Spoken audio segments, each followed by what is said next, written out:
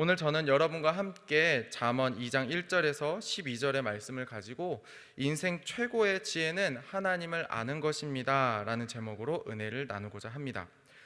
우리는 매 순간 지혜가 필요한 삶을 살아갑니다. 저도 아직 30 남짓한 인생을 살아왔지만 시간이 지나면 지날수록 사는 게 쉽지 않다라는 것을 경험하고 있습니다. 학생이었을 때는 죽어라 공부하는 게 인생에서 제일 힘든 일인 줄 알았는데 학교를 졸업해보니 그게 제일 쉬운 일이었습니다. 집안에서 부모님 잔소리 들어가면서 사는 게 정말 힘들다고 생각했는데 그렇게 부모님의 그늘 밑에서 사는 것이 제일 편한 삶이었습니다. 독립을 하고 또 결혼을 하고 이제는 나의 인생뿐만 아니라 내가 책임져야 할 사람이 생기고 또 자녀가 생기니 내가 챙겨야 할 것이 정말 많아졌습니다. 단순히 내가 챙겨야 할 문제, 이 목록의 수가 많아진 것만은 아닙니다. 가면 갈수록 더 복잡하고 어려운 과제가 계속해서 밀려듭니다. 대출은 어떻게 받아야 되고 한 달에 이자는 얼마를 내야 되고 자녀들은 어떻게 길러야 되고 나는 과연 언제까지 이 아이들의 이 경제적인 뒷받침을 해줄 수 있을지, 또 나는 언제까지 건강할 수 있을지, 이런 생각을 하면 정말 하루하루를 살아가는 것이 정말 지혜가 없이는 쉽지 않다는 것을 느끼게 됩니다. 우리는 입시와 취업, 그리고 직장과 또 가정 등 삶의 모든 부분에서 지혜를 필요로 합니다. 또한 우리의 삶뿐만 아니라 이 시대는 정말 지혜가 필요한 상황들로 가득 차 있습니다. 코로나19로 가득 위축된 가운데 어떻게 하면 하나님의 자녀로 담대하게 살아갈 수 있을까? 또 꺼질 줄 모르고 계속해서 올라가는 이 집값을 보면서 내 집 마련의 소원은 어떻게 이루어질 수 있을까? 옳고 그름의 경계가 희미해진 이 시점에 나는, 그리고 내 자녀는 어떻게 하면 올바른 가치를 지키며 살아갈 수 있을까? 우리는 어디로 흘러가는지 모르는 이 세대 속에서 불안과 염려를 가득 안고 살아가고 있습니다. 삶의 여러 문제를 마주하여 그 어느 때보다도 지혜가 필요한 이 시점에 어떻게 하면 이 위기의 시간들을 잘 헤쳐나갈 수 있을지 하나님 앞에 나와 부르짖으며 간구하는 여기 계신 모든 분들께 하나님께서 가장 좋은 지혜로 여러분의 삶을 채워주시고 회복시켜 주시기를 소망합니다. 오늘 우리가 읽은 잠언 2장은 스승이 제자에게 이 지혜에 관해서 가르치는 내용입니다. 잠언의 스승은 자신이 여태껏 살아오면서 깨달은 이 인생의 교훈을 제자에게 전해주고 있습니다. 1절에서 4절입니다. 내 아들아, 내가 만일 나의 말을 받으며 나의 계명을 내게 간직하며 내 귀를 지혜에 기울이며 내 마음을 명철에 두며 지식을 불러 구하며 명철을 얻으려고 소리를 높이며 은을 구하는 것 같이 그것을 구하며 감추인 보배를 찾는 것 같이 그것을 찾으면. 스승은 제자에게 지혜를 찾으라고 말합니다. 그런데 여기서 스승은 지혜를 단순히 구해라, 찾아라 라고 짧게 말하지 않고 네 온몸을 사용해서 지혜를 구하라 라고 말합니다. 지혜를 찾기 위해서 귀를 기울이고 또 지혜를 찾으면 마음에 새기고, 그리고 지혜를 찾기 위해서 입으로 외쳐 부르고, 또 두 눈으로 찾으며 두 손과 발로 이 보물이 숨겨진 땅을 파듯이 아주 적극적으로 지혜를 구하고 찾으라고 말합니다. 그렇게 지혜를 적극적으로 찾을 때 스승은 다음과 같은 결과를 마주하게 될 것이라고 말합니다. 5절에 여호와 경외하기를 깨달으며 하나님을 알게 되리니. 스승은 제자에게 네가 지혜를 찾고 또 찾으면 하나님을 알게 되고 하나님을 경외하게 될 거야 라고 말합니다. 그런데 뭔가 앞뒤가 잘 맞지 않습니다.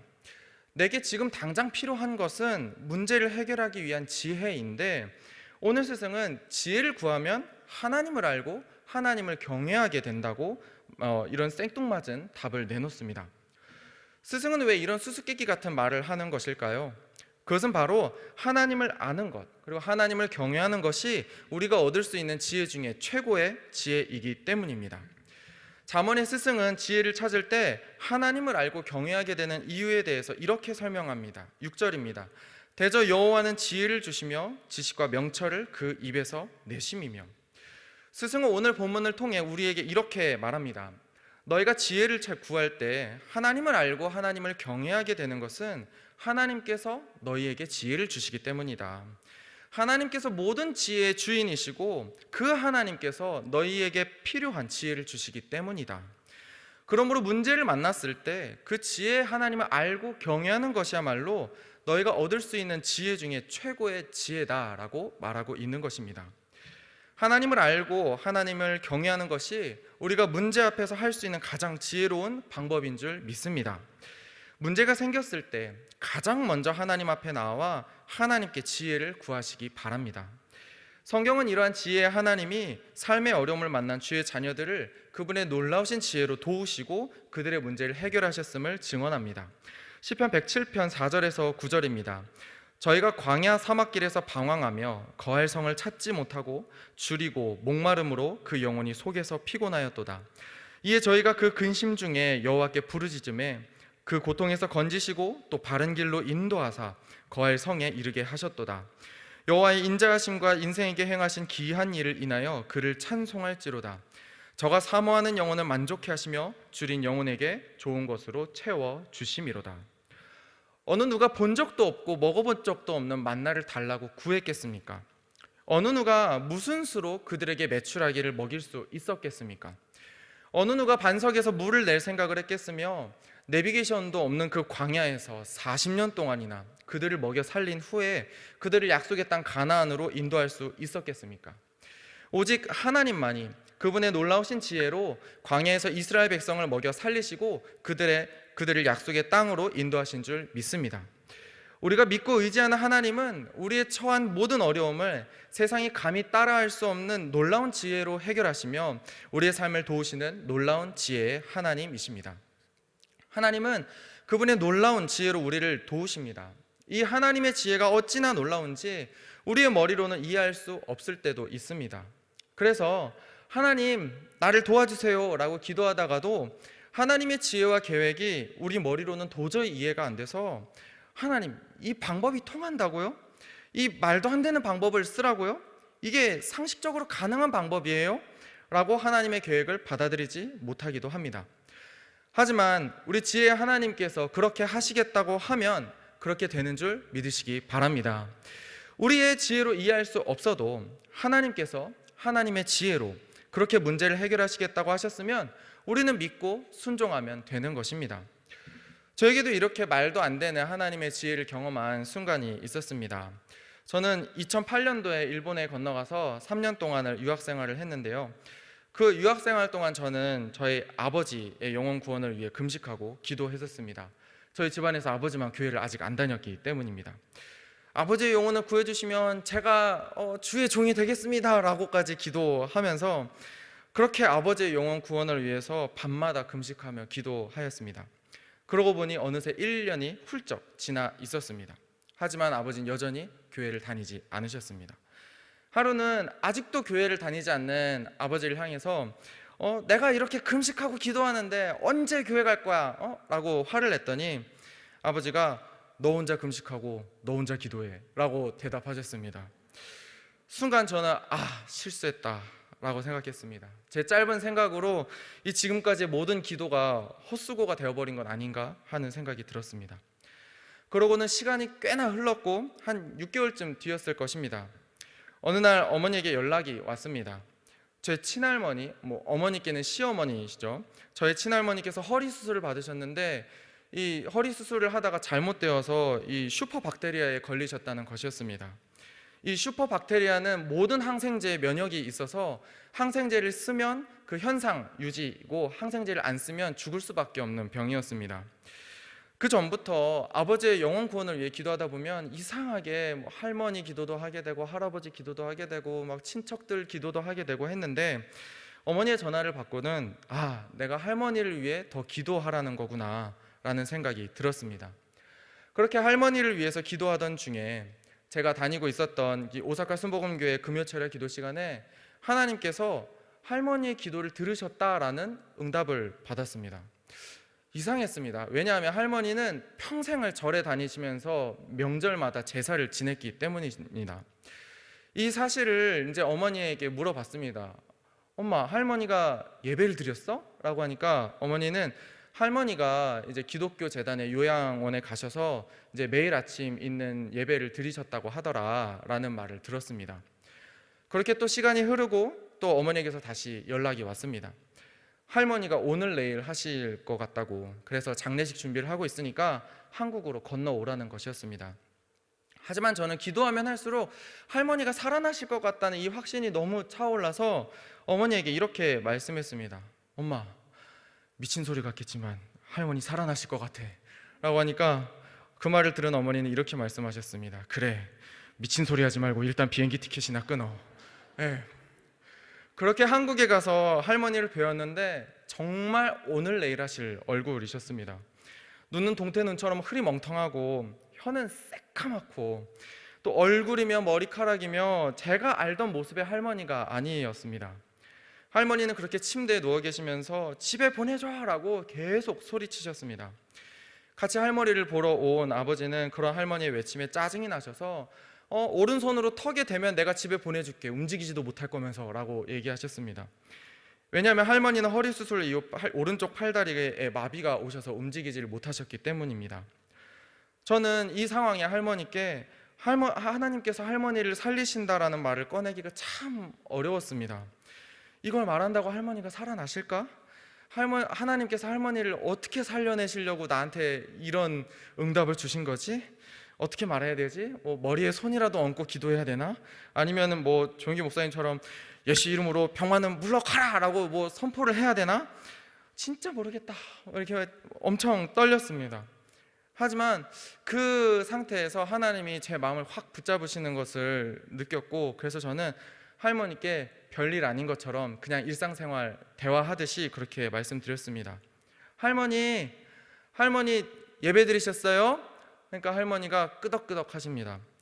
할머니가 하나님한테 기도 드리신 거 하나님이 나한테 알려줬어요.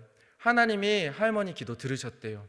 할머니 살아나실 거예요 라고 그냥 아주 평범하게 얘기 드렸습니다.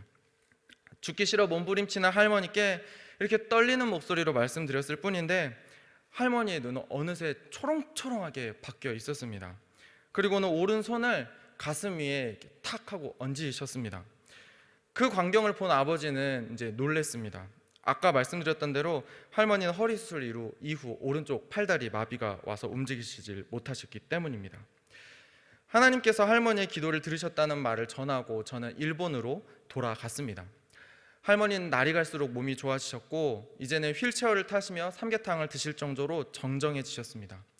할머니는 자녀들에게 제사 지내지 말라고 하나님이 싫어하신다고 말씀하시고 그리고 이제 돌아가셨습니다. 그렇게 저희 집안에는 제사가 끊어지게 되었고 저희 아버지를 비롯해서 할머니, 할아버지, 큰아빠네 가족분들이 예수님을 영접하게 되었습니다. 하나님은 아버지의 영혼 구원을 위한 기도를 들으시고 제가 상상도 하지 못한 방법으로, 정말 미친 방법으로 제가 생각했던 것보다 더 좋은 결과를 이끌어내셨습니다.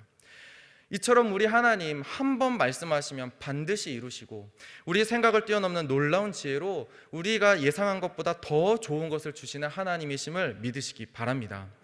우리가 해야 할 것은 하나님께서 도와주시겠다는 것을 있는 그대로 믿고 받아들이는 것입니다.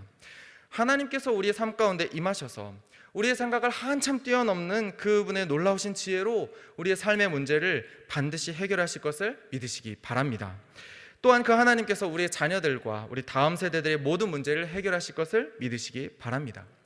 그 지혜의 하나님을 아는 것, 그리고 그 하나님을 경외하는 것이야말로 우리가 이 세상에서 가질 수 있는 최고의 지혜인 줄 믿으시기 바랍니다. 그러므로 우리는 위기의 상황에서 어떻게 해야 합니까? 세상에서 지혜를 찾아다니며 방황해야 합니까? 아닙니다. 어려움을 만났을 때 우리는 오늘 말씀처럼 하나님을 알고 경외해야 합니다. 말씀 속에서 하나님의 놀라우신 지혜를 깨달으며 그 지혜로 하나님께서 우리를 도우실 것을 믿음으로 바라보아야 합니다. 그리고 그 믿음을 가지고 하나님을 예배하며 하나님께 기도해야 합니다. 그렇게 하나님을 경외할 때 하나님께서 놀라운 지혜로 도우시고 또 인도하실 줄 믿습니다. 그렇게 하나님을 경외하는 우리의 자녀들과 다음 세대들의 삶도 하나님께서 지혜로 채우실 줄 믿습니다. 다음 7절에서 8절 읽어보겠습니다. 그는 정직한 자를 위하여 완전한 지혜를 예비하시며 행실이 온전한 자에게 방패가 되시나니 대저 그는 공평의 길을 보호하시며 그 성도들의 길을 보전하려 하심이니라. 앞서 잠언의 스승은 지혜를 구하고 찾으면 하나님을 경외하게 되고 하나님을 알게 될 것이라고 말하였습니다. 왜냐하면 그 하나님께서 그분의 놀라우신 지혜로 우리의 삶을 도우시기 때문이라고 했습니다. 이어서 7절에서 8절은 우리를 지혜로 도우시는 그 지혜 하나님께서 우리를 지키시는 방패가 되신다고 말합니다. 하나님은 세상이 따라할 수 없는 놀라운 지혜로 자신을 경외하는 자들을 도우실 뿐만 아니라 자신을 따르는 자들을 세상의 모든 위협과 문제로부터 보호하시는 방패가 되십니다. 하나님은 지혜로 우리를 도우시며 우리를 문제로부터 보호하시는 우리의 방패이십니다. 시편 115편 9절에서 11절은 이같이 고백합니다. 이스라엘아, 여호와를 의지하라. 그는 너희 도움이시오 너희 방패시로다. 아론의 집이여, 여호와를 의지하라. 그는 너희 도움이시오 너희 방패시로다. 여호와를 경외하는 너희는 여호와를 의지하라. 그는 너희 도움이시오 너희 방패시로다. 하나님은 우리의 도움이시오 우리의 방패이십니다. 하나님은 자신이 가진 모든 지혜를 동원해서 우리를 문제로부터 보호하시는 방패이십니다. 우리는 하나님께서 자신을 따르는 사람들에게 지혜를 주시고 그들을 모든 위협으로부터 보호하신다는 사실을 다니엘의 이야기를 통해 알 수 있습니다. 다니엘 2장을 보면 느부갓네살이 한 꿈을 꾸었는데 그 꿈 때문에 마음이 괴로워서 잠을 자지 못하자 그는 바벨론에서 용하다는 사람들을 불러 꿈 해몽을 하게 합니다. 그런데 느부갓네살 왕이 성격이 어찌나 괴팍한지 말도 안 되는 명령을 내립니다. 다니엘 2장 5절에서 6절입니다. 왕이 갈대 술사들에게 대답하여 가로되 내가 명령을 내렸으나니 너희가 만일 꿈과 그 해석을 나로 알게 하지 아니하면 너희 몸을 쪼갤 것이며 너희 집으로 걸음터를 삼을 것이요 너희가 만일 꿈과 그 해석을 보이면 너희가 선물과 상과 그 큰 영광을 내게서 얻으리라. 그런즉 꿈과 그 해석을 내게 보이라. 지금 왕은 이 갈대아 술사들한테 자신의 꿈을 얘기하지 않은 상태입니다. 그 상황에서 내 꿈을 맞추면, 그리고 꿈 해석을 해주면 너희에게 상을 주고 못 맞추면 죽여버릴 거야 라고 얘기를 하는 것입니다. 이건 말도 안 되는 명령이죠. 이건 불가능에 가까운 이야기입니다. 느부갓네살의 명령을 들은 이 사람들은 이렇게 대답합니다. 아니, 꿈을 알려주셔야 우리가 뭐 지지고 볶든 뭐 해석을 하든 할 거 아닙니까? 우리가 무슨 신도 아니고 왕께서 알려주시지도 않은 이 꿈을 우리가 어떻게 합니까? 일단 꿈부터 알려주시고 우리가 그걸 해석하겠습니다 라고 얘기를 합니다. 하지만 결국 느부갓네살은 자신의 꿈을 맞추고 또 꿈 해석을 할 사람들이 아무도 없다는 것에 분노해서 바벨론에 있는 모든 박사들을 죽이라고 명령하였습니다. 결국 바벨론에 있는 모든 박사들은 다 죽임을 당하였습니다. 그리고 느부갓네살 왕은 다니엘과 세 친구들도 죽이라는 명령을 내렸습니다. 다니엘과 세 친구들을 죽이려고 이 아리옥이라는 장관이 다니엘을 찾았습니다. 이때 다니엘은 명철하고 슬기로운 말로 장관에게서 사건의 전말을 듣게 됩니다. 다니엘 2장 14절에서 15절입니다. 왕의 시위대 장관 아리옥이 바벨론 박사들을 죽이러 나가매 다니엘이 명철하고 슬기로운 말로 왕의 장관 아리옥에게 물어 가로되 왕의 명령이 어찌 그리 급하뇨? 아리옥이 그 일을 다니엘에게 고하매 다니엘은 장관 아리옥에게 왕에게 가서 꿈해몽을 할 수 있는 시간을 좀 달라고 요청하였습니다. 그리고는 집으로 돌아가서 자신의 세 친구들에게 이렇게 말합니다. 17절에서 18절입니다. 이에 다니엘이 자기 집으로 돌아가서 그 동무 하나냐와 미사엘과 아사리아에게 그 일을 고하고 하늘에 계신 하나님이 이 은밀한 일에 대하여 긍휼히 여기사 자기 다니엘과 동무들이 바벨론의 다른 박사와 함께 죽임을 당치 않게 하시기를 그들로 구하게 하니라.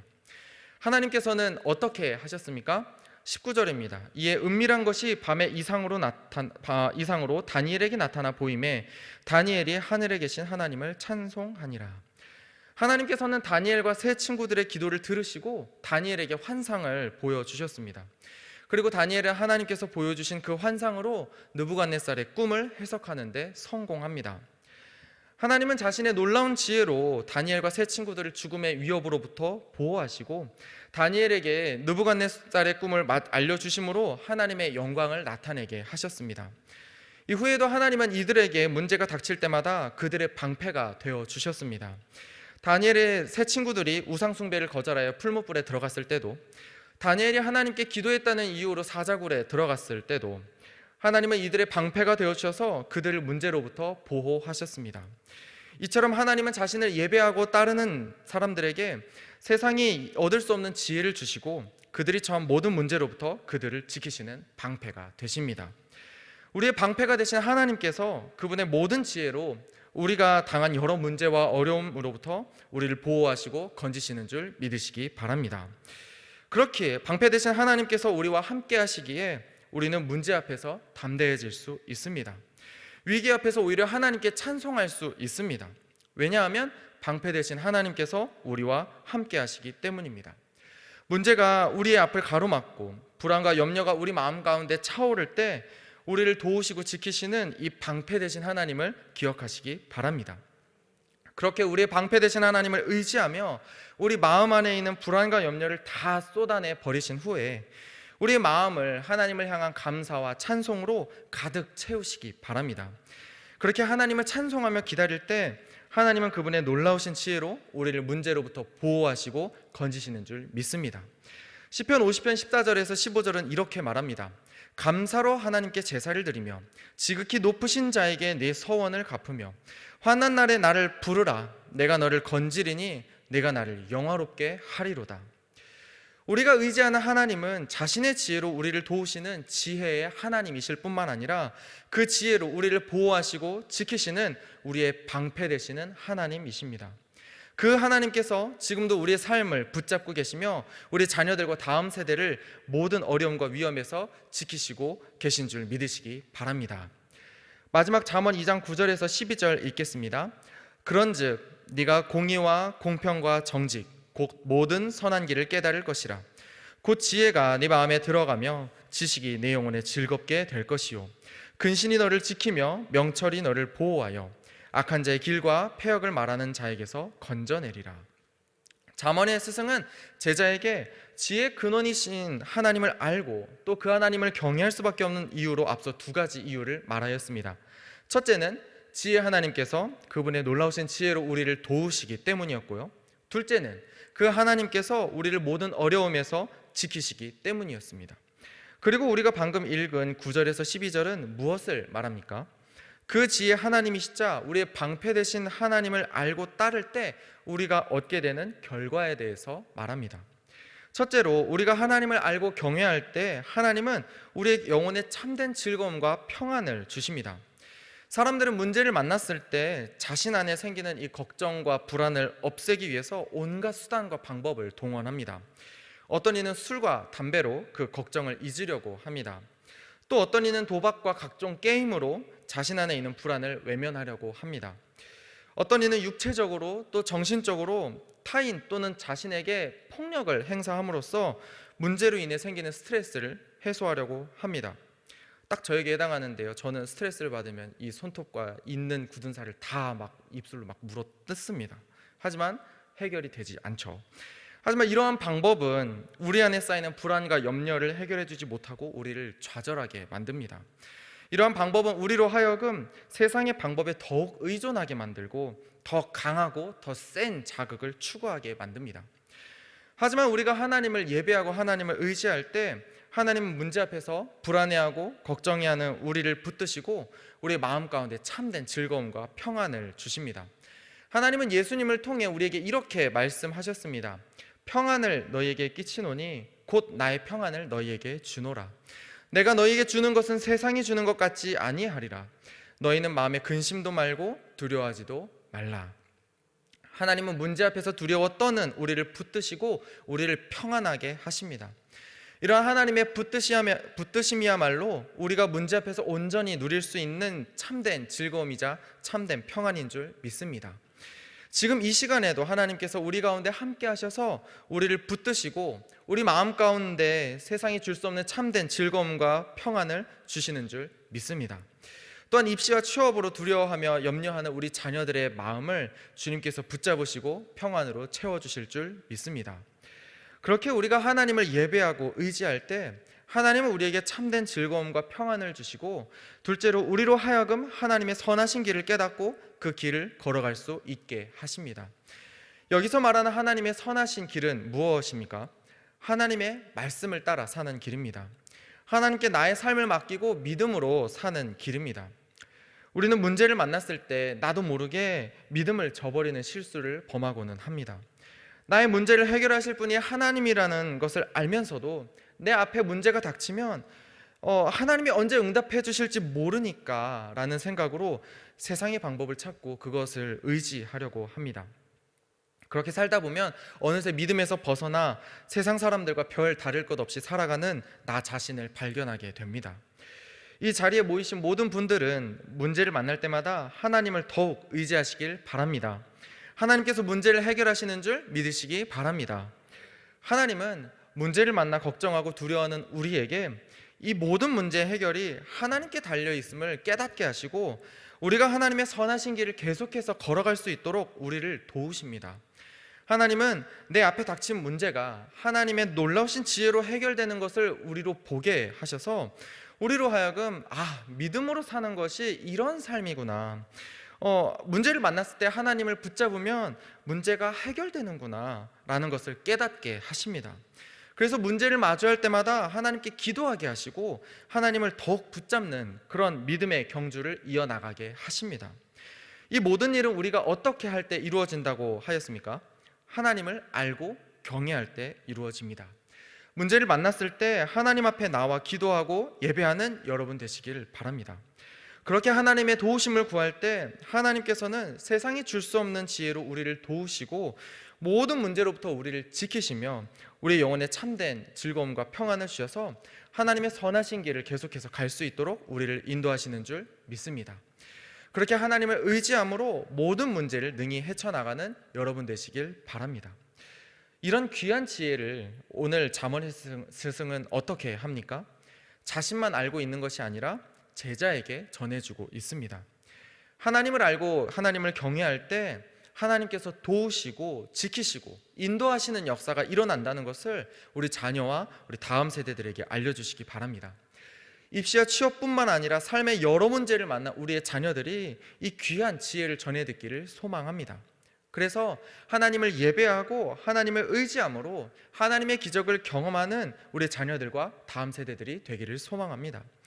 이 일에 우리가 부르심을 받은 줄 믿습니다.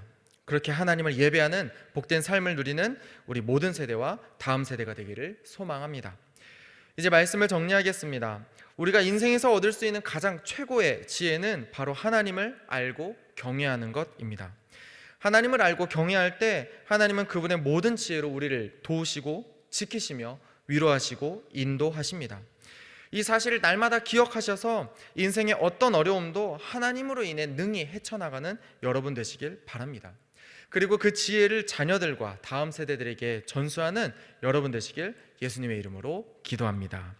기도하겠습니다. 하나님 아버지, 하나님을 알고 하나님을 경외하는 것이 인생 최고의 지혜임을 우리가 고백합니다. 문제가 생길 때마다 모든 지혜의 주인이신 하나님 앞에 나와 하나님께 지혜를 구하는 저희가 되게 하옵소서. 또한 그 지혜 하나님께서 그분의 놀라우신 지혜로 우리를 도우시고 지키심을 날마다 묵상하게 하옵소서. 모든 문제 앞에서 우리의 영혼에 참된 즐거움과 평안을 주시는 하나님을 날마다 의지하고 동행하는 우리가 되게 하옵소서. 그래서 오늘 잠언의 스승처럼 우리의 자녀들과 다음 세대들에게 하나님을 알고 하나님을 경외하는 것이 이 세상에서 누릴 수 있는 가장 큰 복이자 지혜임을 전수하는 우리가 되게 하여 주시옵소서.